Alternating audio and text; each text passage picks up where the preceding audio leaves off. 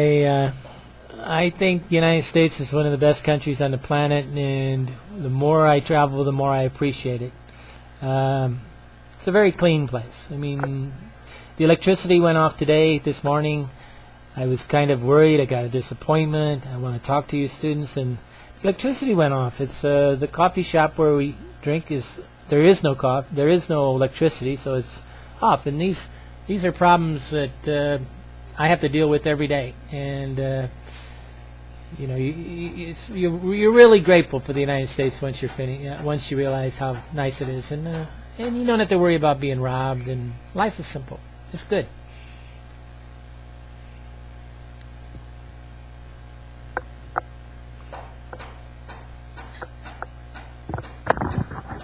We live in a very rural community, and currently the area is changing because there's the influx of the gas. It's the natural gas drilling. Yes. That's taking place, platforms, and it has, of course, the pluses and the minuses, and there's been some spoiling of contamination, pollution of our water system, and people's... it brings wealth to a community, it offers jobs, but it really changes the look of the terrain here. I think we live in a beautiful area. I think that the countryside is absolutely gorgeous, and I appreciate it more and more. But it doesn't mean that their heartfelt desires to travel elsewhere and to learn about other parts of the world, would not become, part of that. Well, one of the best reasons to travel is that once you leave the United States, you will be able to look back at your own country clearly, and you will be able to appreciate, right now maybe the environmental concerns that you're having for your local area. You'll see that in other countries they don't care. They just do whatever they want to do, and at the cost of the environment. The United States is very fortunate that everybody is aware of these type of things. So one of the best reasons to leave the country is to be able to look back at your own country with objectivity, and that's by far one of the better reasons to travel. Do you come back to the United States often? I come back about twice a year, sometimes three. I have there's a special rule that says I can earn up to $88,000 or something like that and not pay taxes as long as I'm outside the country 335 days a year. So I can only be inside the United States for 30 days. But it's a nice benefit. It says our sound there it is. I can live outside the United States. If I live outside the United States, I don't have to pay taxes. So it's by being inside the United States like this. So I generally am not in the United States more than 30 days, but I'm a visitor when I come back anyway, so I don't really live in the United States anymore. And what are your long-term plans? Do you plan to be traveling for many years, or do you want to stay in one country? I think what I'll probably do is I'll establish 6 different countries where I return to on a regular basis. Like I've been to Guatemala now, 5 or 6 times. So this is like one of the countries, and I'm on one of the most beautiful lakes on the planet, and in one of the best climates on the planet because it's at about 500 feet above sea level, or 1,500 meters. So it's in the tropics, but it's cool at night and warm in the day. So I'll probably just find like different places to live. Probably a couple places in Africa, one in Southeast Asia, and maybe Medellin, Colombia, different places where I like to return to, and I have friends. It's the friends at the end of the day that I miss. And your friend who is from Belgium, I forgot her first name. Natalie. Natalie. Is it Natalia? Does Natalie miss Belgium? Does she get back to Belgium? Do you miss Belgium? Not too much. She says not too much. But it's the friends also. It's the friends, she says. It's she goes back.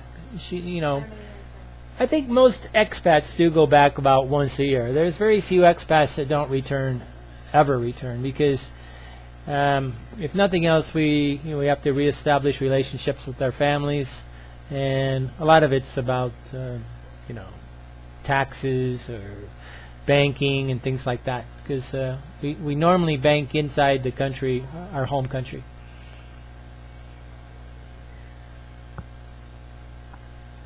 How does your passport work, and how don't you have the government coming after you with like moving to different countries and stuff, wondering what you're doing?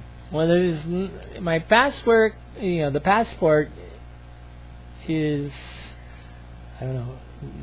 For what I'm doing, it's legal, so there's no reason for the government to come after me. For one thing, you can live anywhere on the planet. I do have to have permission to enter countries, and what's interesting is the more stamps you get. If I hold on a second, maybe I can get her to. Will you get up in the top there? And my passport's up there. The top. Yeah. When you have a passport, when you enter a country, they give you stamps. Okay, and once these stamps are filled up, they'll actually add more pages. So if you look at my passport, it's kind of thick.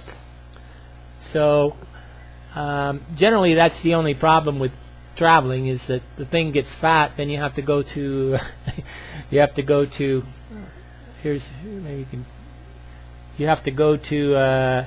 the embassy and then ask them for pages. Other than that, I'm very fortunate to be from the United States, because we're like preferred travelers, and I pretty much can enter any country I want. While if I was from, I don't know, Guatemala, very difficult to enter other countries. Does your passport last for a certain length of time, and then do you have to renew it at like an embassy, or do you have to come back to the States to do that? Generally, I do it at the in the United States. It lasts 10 years now. I think the first ones I had were 5 years. They keep changing this, and then now I think the new ones have some kind of chip inside of them. But it's 10 years, and if I needed to, I could get a passport at the embassy. Generally, I just go to Chicago. I mean, it's so important to have that I just drive to Chicago, which is one of the local places for me to get a passport, and do it almost while we're standing. Well, I do it the same day. That way, because if I wait for the government bureaucracy to send it back, I could be in the United States for a month. Even though you can expedite them, it's safer for me just to go to Chicago and fly. But it's quite an easy process. Everybody should go get a passport. It's not a difficult. I think they did raise the price to $80 though, so it's more expensive. It was $40. Do you plan to try to become a citizen of any of the other countries you go to? No, I don't plan on becoming a citizen of any country. It's the value of being an American citizen is, and I'm not sure exactly. I'm not sure it's legal to be dual citizenship. Some countries it's legal to have dual citizenship, but there's really no value for me to become a resident. There is some tax reasons why residency. There's different types of citizenship. But generally, all I would ever care about is maybe getting a year visa or something like that, so I don't have to leave the country to then come back to renew my passport, renew my visa stamp. But I'm an American citizen, and I'm more than happy to be an American citizen.